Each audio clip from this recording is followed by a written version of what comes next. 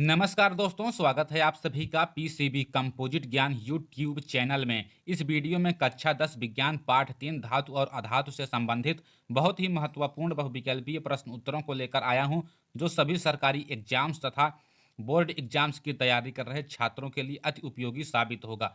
तो चलते हैं दोस्तों अपने पहले प्रश्न की तरफ। पहला प्रश्न को दोस्तों ध्यान से समझिएगा। क्वेश्चन दिया गया है, अमलगम एक मिश्र धातु है जिसमें एक धातु हमेशा रहता है। दोस्तों प्रश्न को ध्यान से समझिए। प्रश्न कह रहा है, अमलगम एक मिश्र धातु है जिसमें एक धातु हमेशा रहता है। तो दोस्तों अमलगम को अंग्रेजी में कहते हैं एक्वारेजिया। एक्वारेजिया में पारा हमेशा रहता है दोस्तों, आप लोग इसे याद रखें। यहाँ पर C number option is the right answer दोस्तों, आप लोग इसे जरूर से जरूर याद रखें। लोहा को छोड़कर सभी धातुएं पारे के साथ मिलकर मिश्र धातु बनाती हैं, आप लोग इसे भी याद रखें। अब बढ़ते हैं अगले प्रश्न की तरफ। दूसरा नंबर क्वेश्चन दिया गया है, निम्न में से कौन सा पदार्थ ऑक्सीजन से संयोग नहीं करता है। दोस्तों प्रश्न को ध्यान से समझिएगा। क्वेश्चन कह रहा है, निम्न में से कौन सा पदार्थ ऑक्सीजन से संयोग नहीं करता है। तो दोस्तों इसके लिए राइट आंसर है बी नंबर ऑप्शन गोल्ड, यानी कि सोना। सोना एक ऐसा पदार्थ है जो ऑक्सीजन से संयोग नहीं करता। सोना एक कम क्रियाशील धातु है जो ऑक्सीजन के साथ क्रिया नहीं करता और इसका कोई ऑक्साइड नहीं बनता है। तो आप लोग इसे याद रखें। यहाँ पर B number option is the right answer. और आप लोग किस सरकारी एग्जाम्स की तैयारी कर रहे हैं कमेंट बॉक्स में बताना ना भूलें। अब बढ़ते हैं अगले क्वेश्चन की तरफ। तीसरा नंबर प्रश्न दिया गया है, कौन विद्युत का सर्वोत्तम सुचालक है। दोस्तों प्रश्न को एक बार फिर से समझिएगा, कौन विद्युत का सर्वोत्तम सुचालक है। तो दोस्तों विद्युत का सर्वोत्तम सुचालक होता है एजी, यानी कि चांदी। चांदी का प्रतीक एजी है और एजी यानी कि चांदी विद्युत का सर्वोत्तम सुचालक है, आप लोग इसे याद रखें। मोस्ट इंपॉर्टेंट क्वेश्चन है, अक्सर बोर्ड्स एग्जाम और प्रतियोगी परीक्षाओं में पूछा जाने वाला प्रश्न है, आप लोग इसे याद रखें। और प्लीज दोस्तों वीडियो के लास्ट तक बने रहें। लास्ट में बहुत ही महत्वपूर्ण प्रश्नों को बताया गया है, जो सरकारी एग्जाम्स एवं बोर्ड परीक्षा की तैयारी कर रहे छात्रों के लिए परीक्षा में बेहतर अंक दिलाने के लिए महत्वपूर्ण साबित होगा। अब बढ़ते हैं अगले क्वेश्चन की तरफ। चौथा नंबर क्वेश्चन दिया गया है, बॉक्साइट निम्नलिखित में से किस धातु का मुख्य अयस्क है। प्रश्न को एक बार फिर से पढ़िए, बॉक्साइट निम्नलिखित में से किस धातु का मुख्य अयस्क है। तो दोस्तों इसके लिए राइट आंसर है D number option aluminium. Aluminium दोस्तों बॉक्साइट का मुख्य अयस्क है, आप लोग इसे याद रखें। बॉक्साइट एल्युमिनियम का मुख्य अयस्क है। यहाँ पर D number option is the right answer. और एल्युमिनियम का प्रतीक होता है दोस्तों ए और एल। अब बढ़ते हैं अगले क्वेश्चन की तरफ। पांचवा नंबर क्वेश्चन दिया गया है, निम्नांकित में से कौन उपधातु है। दोस्तों प्रश्न को ध्यान से समझिएगा। प्रश्न कह रहा है, निम्नांकित में से कौन उपधातु है। तो दोस्तों इसके लिए राइट आंसर है D number option SB. SP का दोस्तों नाम है एंटीमनी। इसका परमाणु क्रमांक 51 होता है, आप लोग इसे याद रखें, माइंड में बैठा लें। यहाँ पर D number option is the right answer, आप लोग इसे जरूर से जरूर याद रखें। और दोस्तों चैनल पर पहली बार वीडियो को देख रहे हैं तो प्लीज वीडियो को लाइक करके चैनल को सब्सक्राइब करें और बगल में बने बेल आइकन को दबाना ना भूलें, जिससे हमारी नई वीडियो की नोटिफिकेशन आप तक सबसे पहले पहुंचे। अब बढ़ते हैं अगले क्वेश्चन की तरफ। छठवां नंबर क्वेश्चन दिया गया है, शुद्ध सोना को व्यक्त किया जाता है। शुद्ध सोना को व्यक्त किया जाता है तो दोस्तों सबसे शुद्ध सोना 24 कैरेट का होता है, आप लोग इसे याद रखें। यहाँ पर B number option 24 carat is the right answer. Important question है, आप लोग इसे याद रखें। और विभिन्न प्रकार के वीडियो को देखने के लिए डिस्क्रिप्शन में लिंक दिया गया है, वहां पर जाकर लिंक को टच करके वीडियो को पूरा देखें। पार्ट 2 और पार्ट 3 और समस्त पाठ को देखने के लिए डिस्क्रिप्शन में लिंक है, वहां पर जाकर आप लोग वीडियो को पूरा देखें। अब बढ़ते हैं अगले क्वेश्चन की तरफ। सातवां नंबर क्वेश्चन दिया गया है, पीतल है। पीतल दोस्तों एक मिश्र धातु है जो कॉपर और जिंक का मिश्र धातु है। यहाँ पर C number option is the right answer, आप लोग इसे याद रखें। यह पॉलिटेक्निक और आईटीआई में भी पूछा जाने वाला क्वेश्चन है, तो आप लोग इसे जरूर से जरूर याद रखें। यहाँ पर C number option is the right answer. और यह मोस्ट इंपॉर्टेंट क्वेश्चन है, अक्सर प्रतियोगी परीक्षाओं एवं बोर्ड एग्जाम्स में पूछा जाने वाला प्रश्न है, तो आप लोग इसे याद रखें। अब बढ़ते हैं अगले क्वेश्चन की तरफ। आठवां नंबर क्वेश्चन दिया गया है, निम्नलिखित में से किसे चाकू से काटा जा सकता है। दोस्तों बहुत ही महत्वपूर्ण प्रश्न है, सभी प्रतियोगी परीक्षाओं में SSC bank, railway, group D, SSC, CHSL सभी में पूछा जाने वाला क्वेश्चन है कि निम्नलिखित में से किसे चाकू से काटा जा सकता है। तो दोस्तों इसके लिए राइट आंसर है ए नंबर ऑप्शन लिथियम। दोस्तों सोडियम और लिथियम को चाकू से काटा जा सकता है, आप लोग इसे याद रखें, अक्सर प्रतियोगी परीक्षाओं में पूछा जाने वाला प्रश्न है। अब बढ़ते हैं अगले क्वेश्चन की तरफ। 9 नंबर क्वेश्चन दिया गया है, निम्न में से कौन आयनिक यौगिक है। निम्न में से कौन आयनिक यौगिक है। तो दोस्तों CaCl2 एक आयनिक यौगिक है, क्योंकि Ca प्लस में हो जाएगा और Cl2 माइनस में हो जाएगा, तो यह पानी में घुलनशील यौगिक है जिसमें आयन देता है। कैल्शियम प्लस आयन देगा और क्लोरीन Cl माइनस साइन देगा, तो आप लोग इसे याद रखें। यहाँ पर C number option is the right answer. और आप लोग वीडियो को लाइक करके चैनल को सब्सक्राइब करना ना भूलें। अब बढ़ते हैं अगले क्वेश्चन की तरफ। 10 नंबर क्वेश्चन दिया गया है, निम्न में से कौन अधातु है? निम्न में से कौन अधातु है? तो इसके लिए राइट आंसर है बी नंबर ऑप्शन कार्बन। दोस्तों अधातु है, आप लोग इसे याद रखें। मोस्ट इंपॉर्टेंट क्वेश्चन है, अक्सर प्रतियोगी परीक्षाओं में एवं बोर्ड एग्जाम्स में हर वर्ष पूछा जाने वाला प्रश्न है। अब बढ़ते हैं अगले क्वेश्चन की तरफ। 11 नंबर क्वेश्चन दिया गया है, सक्रियता श्रेणी में हाइड्रोजन के ऊपर के धातु। दोस्तों एक बार फिर से प्रश्न को पढ़िए, सक्रियता श्रेणी में हाइड्रोजन के ऊपर के धातु। तो यहाँ पर B number option is the right answer, आप लोग इसे याद रखें। यहाँ पर उत्तर है अम्लों से अभिक्रिया कर हाइड्रोजन गैस बनाते हैं। सक्रियता श्रेणी में हाइड्रोजन के ऊपर के धातु अम्लों से अभिक्रिया करके हाइड्रोजन गैस बनाते हैं। यहाँ पर B number option is the right answer. अब बढ़ते हैं 12 नंबर क्वेश्चन की तरफ। अगला क्वेश्चन दिया गया है, उच्च विद्युत धनात्मकता के कारण धातु के परमाणु बनाते हैं। उच्च विद्युत धनात्मकता के कारण धातु के परमाणु क्या बनाते हैं? तो धातु के परमाणु दोस्तों धनायन बनाते हैं, आप लोग इसे याद रखें। अक्सर प्रतियोगी परीक्षाओं में पूछा जाने वाला क्वेश्चन है। अब बढ़ते हैं दोस्तों अगले क्वेश्चन की तरफ। 13 नंबर क्वेश्चन दिया गया है, धातु के ऑक्साइड सामान्यतः होते हैं। धातु के ऑक्साइड सामान्यतः क्या होते हैं? तो दोस्तों धातु के ऑक्साइड सामान्यतः क्षारकीय होते हैं और अधातु के ऑक्साइड अम्लीय होते हैं, आप लोग इसे याद रखें। यहाँ पर धातु के ऑक्साइड पूछ रहा है तो क्षारीय हो गए, अगर अधातु के ऑक्साइड पूछा होता तो अम्लीय होता। तो यहाँ पर बी नंबर ऑप्शन क्षारकीय इज द राइट आंसर। और इंपॉर्टेंट प्रश्न है, आप लोग इसे जरूर से जरूर याद रखें। अब बढ़ते हैं अगले क्वेश्चन की तरफ। अगला क्वेश्चन दिया गया है, अयस्क से चुंबकीय अशुद्धियों को दूर करने के लिए जो विधि प्रयुक्त की जाती है वह है। अयस्क से चुंबकीय अशुद्धियों को दूर करने के लिए जो विधि प्रयुक्त की जाती है वह है। तो दोस्तों वह विधि है डी नंबर ऑप्शन चुंबकीय पृथक्करण विधि, आप लोग इसे याद रखें। यहाँ पर दोस्तों दो रोलर होता है, एक चुंबकीय रोलर होता है, एक नॉन चुंबकीय रोलर होता है। और इस पर एक दोस्तों बेल्ट लगा होता है जो इस प्रकार से चलता है और ऊपर से अयस्क को गिराया जाता है इस बेल्ट पर। अगर यह रोलर जो है चुंबकीय होता है, अगर इधर अयस्क आते हैं तो यह मतलब कि सही अयस्क है, अगर इधर जाते हैं तो यह सही खराब अयस्क है। इसी तरह से चुंबकीय पृथक्करण को विधि से अयस्क को अशुद्धियाँ दूर की जाती हैं। इधर दोस्तों अशुद्धियाँ रह जाएंगी और इधर हमारा शुद्ध अयस्क प्राप्त होगा। तो यहाँ पर D number option is the right answer. अब बढ़ते हैं अगले क्वेश्चन की तरफ। 15 नंबर क्वेश्चन दिया गया है, सल्फाइड अयस्कों का सांद्रण किया जाता है।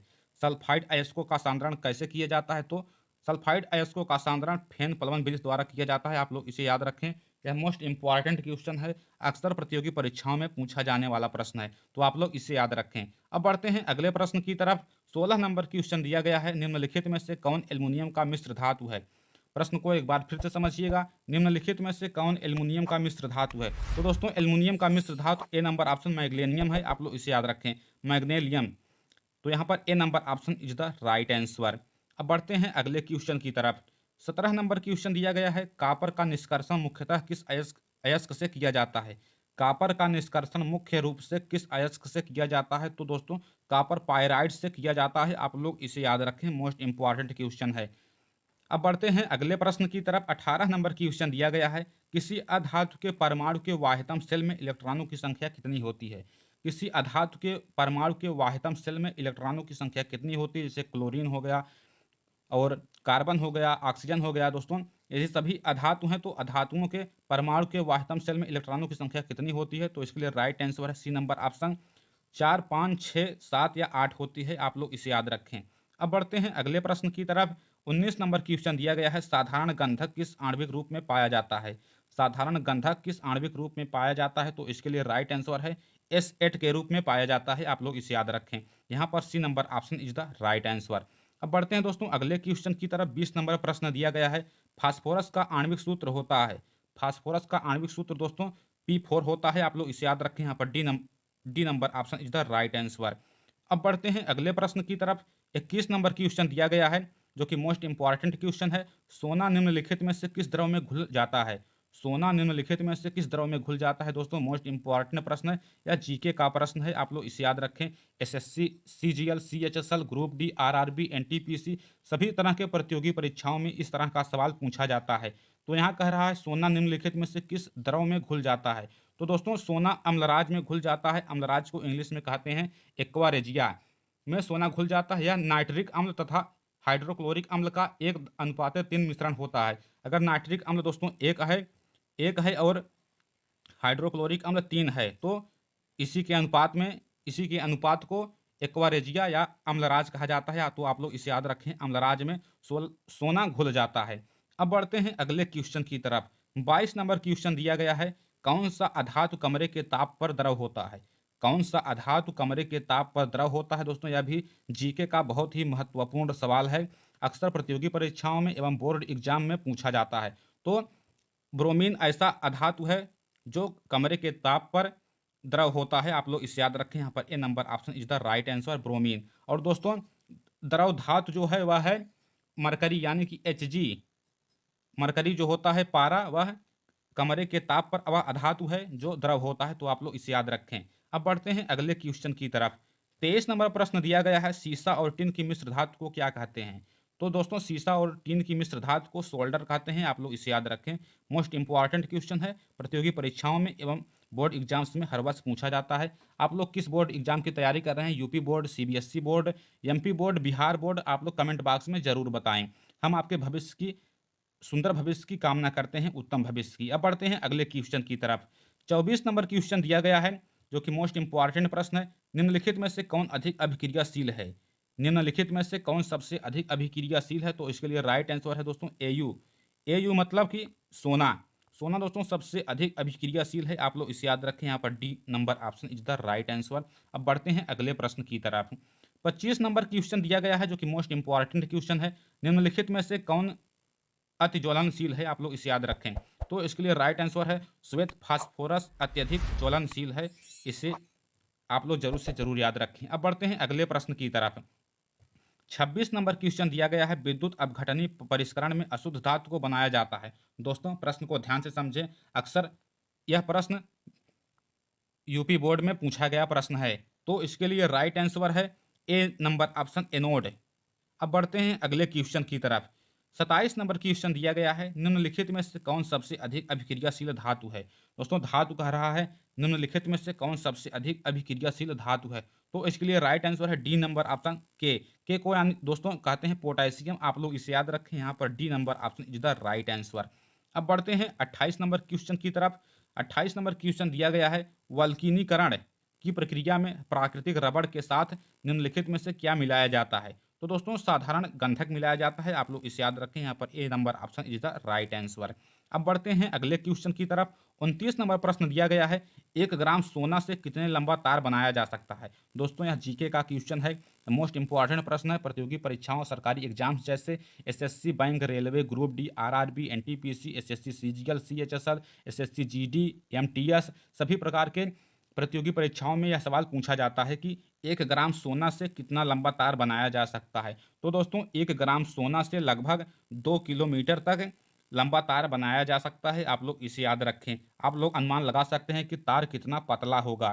तो यहाँ पर B number option 2 kilometre is the right answer. आप लोग इसे याद रखें, माइंड में बैठा लें और वीडियो को लाइक कर दें, जिससे आप भविष्य में जब भी जरूरत पड़े तो आप लोग वीडियो को देखकर रिवीजन कर सकें। अब बढ़ते हैं अगले क्वेश्चन की तरफ। 30 नंबर क्वेश्चन दिया गया है, कमरे के ताप पर मरकरी धातु किस अवस्था में पाई जाती है? कमरे के ताप यानी कि साधारण ताप पर मरकरी धातु किस अवस्था में पाई जाती है? मरकरी का प्रतीक होता है दोस्तों Hg, यानी कि यह पारा है। पारा दोस्तों कमरे के ताप पर या साधारण ताप पर द्रव है। आप लोग इसे याद रखें। और यह दोस्तों धातु है, न कि अधातु। अधातु अगर पूछा होता तो वह ब्रोमीन हो जाता। दोस्तों आप लोग यह माइंड में याद रखें। यहाँ पर धातु पूछ रहा है तो धातु साधारण ताप पर द्रव है, और अगर अधातु साधारण ताप पर वह भी द्रव है, लेकिन वह अधातु है और यह धातु है। तो मोस्ट इंपॉर्टेंट प्रश्न है, आप लोग इसे याद रखें। अब बढ़ते हैं अगले प्रश्न की तरफ। अगला क्वेश्चन दिया गया है 31 नंबर क्वेश्चन, व्यावसायिक स्तर पर एल्यूमिनियम धातु का निष्कर्षण किस अयस्क से किया जाता है? मतलब कि इंडस्ट्रियल स्तर पर एल्यूमिनियम धातु का निष्कर्षण किस अयस्क से किया जाता है? तो दोस्तों इसके लिए राइट आंसर है बी नंबर ऑप्शन, बॉक्साइट से एल्यूमिनियम का निष्कर्षण किया जाता है, एल्यूमिनियम बनाया जाता है औद्योगिक स्तर पर, इंडस्ट्रियल स्तर पर। तो यहाँ पर B number option is the right answer. आप लोग इसे याद रखें। अब बढ़ते हैं दोस्तों अगले क्वेश्चन की तरफ। अगला प्रश्न दिया गया है, लोहे के निष्कर्षण में चूना पत्थर कैल्शियम सिलिकेट एक यौगिक बनाता है, यह यौगिक कहलाता है। प्रश्न को ध्यान से समझिएगा, लोहे के निष्कर्षण में चूना पत्थर कैल्शियम सिलिकेट एक यौगिक बनाता है। वह यौगिक क्या कहलाता है? तो यह दोस्तों बहुत ही महत्वपूर्ण प्रश्न है, अक्सर बोर्ड एग्जाम्स एवं प्रतियोगी परीक्षा में पूछा जाने वाला प्रश्न है। तो आप लोग इसे याद रखें। इसके लिए राइट आंसर है डी नंबर ऑप्शन, धातुमल कहलाता है। अब बढ़ते हैं अगले क्वेश्चन की तरफ। अगला प्रश्न दिया गया है, 33 नंबर क्वेश्चन है। किसी तत्व के गुणधर्म का दो या दो से अधिक विभिन्न रूपों में प्रस्तुतिकरण तत्व की क्या कहलाती है? तो दोस्तों तत्व की अपर रूपता कहलाती है। आप लोग इसे याद रखें, मोस्ट इंपॉर्टेंट प्रश्न है, अक्सर प्रतियोगी परीक्षाओं में पूछा जाने वाला प्रश्न है। आप लोग दोस्तों पार्ट 2 और पार्ट 3 को देखने के लिए डिस्क्रिप्शन में लिंक दिया गया है, लिंक को टच करके वीडियो को पूरा देखें। और प्रतियोगी परीक्षा की तैयारी कर रहे छात्रों के लिए डिस्क्रिप्शन में जूलॉजी, बॉटनी, फिजिक्स सभी प्रकार के वीडियो को दिया गया है, तो लिंक को टच करके वीडियो को पूरा देखें। अब बढ़ते हैं दोस्तों अगले प्रश्न की तरफ। 34 नंबर क्वेश्चन दिया गया है, धातुओं की प्रकृति कैसी होती है? तो दोस्तों धातुओं को प्रकृति विद्युत धनात्मक होती है। आप लोग हमेशा याद रखें, क्योंकि दोस्तों धातुएं हमेशा विद्युत धनात्मक होती हैं, चाहे सोडियम हो, मैग्नीशियम हो, एल्युमिनियम हो। दोस्तों ये सभी विद्युत धनात्मक होती हैं। और अधातुएं जो होती हैं वह ऋणात्मक होती हैं, जैसे क्लोरीन हो गया, ये सभी ऋणात्मक होती हैं। ऑक्सीजन हो गया, ऋणात्मक होती हैं। तो आप लोग इसे याद रखें, धातुओं की प्रकृति धनात्मक होती है और अधातुओं की प्रकृति ऋणात्मक होती है। तो यहाँ पर A number option is the right answer, आप लोग माइंड में बैठा लें। अब बढ़ते हैं अगले क्वेश्चन की तरफ। 35 नंबर प्रश्न दिया गया है, लोहा एवं इस्पात को जंग से सुरक्षित रखने के लिए उन पर किस धातु की पतली परत चढ़ाई जाती है? प्रश्न को दोस्तों ध्यान से समझिएगा। लोहा एवं इस्पात को, मतलब कि लोहे से बनी वस्तुओं के ऊपर जंग से सुरक्षित रखने के लिए उन पर किस धातु की पतली परत चढ़ाई जाती है? तो दोस्तों जिंक की पतली परत चढ़ाई जाती है, जिससे लोहा का क्षरण नहीं होता, जंग नहीं लगता। तो यहाँ पर D number option is the right answer, आप लोग इसे याद रखें और माइंड में बैठा लें। अब बढ़ते हैं दोस्तों अगले क्वेश्चन की तरफ। 36 नंबर प्रश्न दिया गया है, किस रासायनिक यौगिक को गर्म करने पर प्लास्टर ऑफ पेरिस प्राप्त किया जा सकता है? किस रासायनिक यौगिक को गर्म करने पर प्लास्टर ऑफ पेरिस प्राप्त किया जा सकता है? तो इसके लिए राइट आंसर है बी नंबर ऑप्शन, जिप्सम को गर्म करके प्लास्टर ऑफ पेरिस प्राप्त किया जा सकता है। प्लास्टर ऑफ पेरिस का उपयोग दोस्तों टूटी हुई हड्डियों को जोड़ने के लिए डॉक्टर प्लास्टर करते हैं, तो उसी को प्लास्टर ऑफ पेरिस कहते हैं। अब बढ़ते हैं अगले क्वेश्चन की तरफ। 37 नंबर क्वेश्चन दिया गया है, अभिक्रियाशीलता के इस क्रम में कौन सही है? तो दोस्तों अभिक्रियाशीलता के क्रम में सी नंबर ऑप्शन सही है। आप लोग इसे याद रखें, पहले मैग्नीशियम, एल्युमिनियम, जिंक, फिर आयरन। तो यहाँ पर C number option is the right answer. अब बढ़ते हैं अगले क्वेश्चन की तरफ। 38 नंबर क्वेश्चन दिया गया है, एक्वा रेजिया या रॉयल जल किस अनुपात में सांद्र हाइड्रोक्लोरिक अम्ल एवं सांद्र नाइट्रिक अम्ल का ताजा मिश्रण होता है? दोस्तों यह प्रश्न बहुत ही महत्वपूर्ण है। यह नाइट्रिक अम्ल अगर 1 रहेगा दोस्तों और हाइड्रोक्लोरिक अम्ल 3 रहेगा, मतलब कि 1:3 में पहले, लेकिन दोस्तों यहाँ पर पहले हाइड्रोक्लोरिक अम्ल दे दिया है, यानी कि 3 पहले रहेगा और सांद्र नाइट्रिक अम्ल 1। आप लोग हमेशा यही याद रखें कि हाइड्रोक्लोरिक अम्ल हमेशा 3 अणु रहेंगे और सांद्र नाइट्रिक अम्ल हमेशा 1 रहेगा।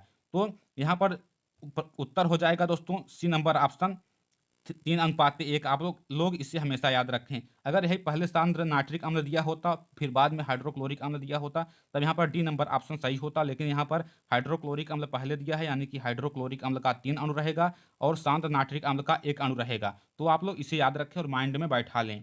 अब बढ़ते हैं अगले प्रश्न की तरफ। 39 नंबर क्वेश्चन दिया गया है, अपने शुद्ध रूप में धातु की सतह होती है, अपने शुद्ध रूप में धातु की सतह कैसी होती है? तो दोस्तों धातु की सतह हमेशा चमकदार होती है, आप लोग इसे याद रखें।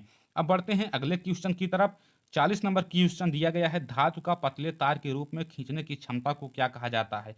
दोस्तों प्रश्न को ध्यान से समझिएगा। मान लीजिए सोना है दोस्तों, सोना को अगर 1 ग्राम सोने को दोस्तों 2 किलोमीटर तक खींचा जा सकता है, तो यहाँ पर कह रहा है धातु का पतले तार के रूप में खींचने की क्षमता को क्या कहा जाता है? तो उसकी क्षमता को कहा जाता है दोस्तों तन्यता। आप लोग इसे याद रखें, अक्सर प्रतियोगी परीक्षाओं में पूछा जाने वाला प्रश्न है। यह जीके का प्रश्न भी है, अक्सर बोर्ड एग्जाम्स में पूछा जाता है। तो आप लोग इसे याद रखें और वीडियो को लाइक करके चैनल को जरूर से जरूर सब्सक्राइब कर दें। अब बढ़ते हैं अगले क्वेश्चन की तरफ। अगला प्रश्न दिया गया है दोस्तों, कुछ धातुओं को पीट कर पतली चादर बनाया जा सकता है, इस गुणधर्म को क्या कहते हैं? दोस्तों प्रश्न को ध्यान से समझिएगा। कुछ धातुओं को पीट कर पतली चादर बनाया जा सकता है, इस गुणधर्म को क्या कहते हैं? तो दोस्तों इस गुणधर्म को आघात वर्धता कहते हैं। आप लोग इसे याद रखें दोस्तों। मिठाइयों में दोस्तों आप लोग देख सकते हैं चांदी की परत चढ़ाई जाती है, उससे पीट कर ही आघात वर्धता के द्वारा ही पीट कर एकदम पतली परत बनाई जाती है, चादर बनाई जाती है। तो आप लोग यहाँ पर B number option is the right answer. अब बढ़ते हैं अगले प्रश्न की तरफ। 42 नंबर क्वेश्चन दिया गया है, जो धातुएं कठोर सतह से टकराने पर आवाज उत्पन्न करती है उन्हें क्या कहते हैं? तो उन्हें दोस्तों बी नंबर ऑप्शन ध्वनिक या सोनोरस कहा जाता है। आप लोग इसे याद रखें। अब बढ़ते हैं अगले प्रश्न की तरफ। 43 नंबर क्वेश्चन दिया गया है, सबसे अधिक तन्य धातु कौन है? सबसे अधिक तन्य धातु कौन है? तो दोस्तों इसके लिए राइट आंसर है डी नंबर ऑप्शन सोना। सोना दोस्तों सबसे अधिक तन्य धातु है। लगभग 1 ग्राम सोने को 2 किलोमीटर तक लंबा खींचा जा सकता है, आप लोग इसे याद रखें। अब बढ़ते हैं अगले क्वेश्चन की तरफ। 44 नंबर क्वेश्चन दिया गया है, इनमें से कौन अधातु होते हुए भी चमकीला होता है? यह दोस्तों बहुत ही अपवाद टाइप क्वेश्चन है, जो सभी प्रतियोगी परीक्षाओं में अक्सर फंसाने के लिए पूछा जाता है। तो इसके लिए राइट आंसर है दोस्तों आयोडीन। आयोडीन ऐसा अधातु है जो अधातु होते हुए भी चमकीला होता है, तो आप लोग इसे याद रखें। अब बढ़ते हैं अगले प्रश्न की तरफ। 45 नंबर क्वेश्चन दिया गया है, सबसे कठोर प्राकृतिक पदार्थ कौन सा है? सबसे कठोर प्राकृतिक पदार्थ निम्नलिखित में से कौन है? तो दोस्तों हीरा सबसे अधिक प्राकृतिक कठोर पदार्थ है, आप लोग इसे याद रखें। यहाँ पर B number option is the right answer. और प्लीज़ दोस्तों वीडियो को लाइक करके चैनल को सब्सक्राइब करना ना भूलें। और डिस्क्रिप्शन में लिंक दिया गया है, और विभिन्न प्रकार की वीडियो को देखने के लिए लिंक को टच करके वीडियो को पूरा देखें। अब बढ़ते हैं अगले क्वेश्चन की तरफ। 46 नंबर क्वेश्चन दिया गया है, एल्यूमिनियम पर मोटी ऑक्साइड की परत बनाने की प्रक्रिया को क्या कहा जाता है? एल्यूमिनियम पर मोटी ऑक्साइड की परत बनाने के लिए प्रक्रिया को क्या कहा जाता है? तो ए नंबर ऑप्शन एथोडीकरण कहा जाता है, आप लोग इसे याद रखें। मोस्ट इंपॉर्टेंट क्वेश्चन है, यह बोर्ड एग्जाम्स में पूछा जाने वाला प्रश्न है। अब बढ़ते हैं दोस्तों अगले क्वेश्चन की तरफ। 47 नंबर क्वेश्चन दिया गया है, कौन सा आधातु विद्युत का सुचालक होता है? कौन सा अधातु पूछ रहा है दोस्तों, विद्युत का सुचालक होता है? तो ग्रेफाइट दोस्तों अधातु है, यह विद्युत का सुचालक होता है। इसमें विद्युत प्रवाहित होती है, तो यहाँ पर B number option is the right answer. आप लोग इसे याद रखें, प्रतियोगी परीक्षाओं में पूछा जाने वाला प्रश्न है। और वीडियो को अभी तक लाइक नहीं किया है तो प्लीज़ दोस्तों वीडियो को लाइक करके चैनल को सब्सक्राइब करें, और बगल में बने बेल आइकन को भी प्रेस कर दें, जिससे हमारी वीडियो की नई नोटिफिकेशन सबसे पहले आप तक पहुंचे। अब बढ़ते हैं अगले प्रश्न की तरफ। 48 नंबर क्वेश्चन दिया गया है, पोटेशियम की परमाणु संख्या क्या है? पोटेशियम को दोस्तों बड़े अक्षर के से व्यक्त करते हैं, तो इसकी परमाणु संख्या क्या है? तो दोस्तों पोटेशियम की परमाणु संख्या 19 होती है, आप लोग इसे याद रखें। यहाँ पर A number option is the right answer. अब बढ़ते हैं अगले क्वेश्चन की तरफ। अगला क्वेश्चन दिया गया है, सक्रियता श्रेणी में सबसे अधिक क्रियाशील धातु है? सक्रियता श्रेणी में सबसे अधिक क्रियाशील धातु है, तो इसके लिए राइट आंसर है बी नंबर ऑप्शन यानी ए को दोस्तों सोडियम कहते हैं। यह सक्रियता श्रेणी में सबसे अधिक क्रियाशील धातु है। दोस्तों अगर सोडियम को पानी में फेंक दिया जाए तो वह ब्लास्ट हो जाएगी, तेज धमाके के साथ आग भी उत्पन्न होगी। तो यहाँ पर B number option sodium is the right answer, आप लोग हमेशा याद रखें। अब बढ़ते हैं अगले क्वेश्चन की तरफ। 50 नंबर क्वेश्चन दिया गया है, पारे का अयस्क है। पारा का अयस्क क्या है? तो पारे का अयस्क दोस्तों डी नंबर ऑप्शन सिनेबार है, आप लोग हमेशा याद रखें। अब बढ़ते हैं लास्ट प्रश्न की तरफ। लास्ट प्रश्न दिया गया है, नाइट्रोजन डाइऑक्साइड के धुएं का रंग होता है। नाइट्रोजन डाइऑक्साइड के धुएं का रंग कैसा होता है? तो दोस्तों नाइट्रोजन डाइऑक्साइड के धुएं का रंग भूरा होता है, आप लोग हमेशा याद रखें। यहाँ पर A number option is the right answer. और प्लीज़ दोस्तों अगर वीडियो पसंद आई हो तो प्लीज़ वीडियो को लाइक करें, चैनल को सब्सक्राइब करें, और अपने दोस्तों के साथ ज़्यादा से ज़्यादा शेयर करें। और इसी तरह के इंपॉर्टेंट वीडियो को देखने के लिए डिस्क्रिप्शन में लिंक दिया गया है, लिंक को टच करके वीडियो को पूरा देखें। मिलते हैं दोस्तों इसी तरह के अगले वीडियो में, तब तक के लिए धन्यवाद।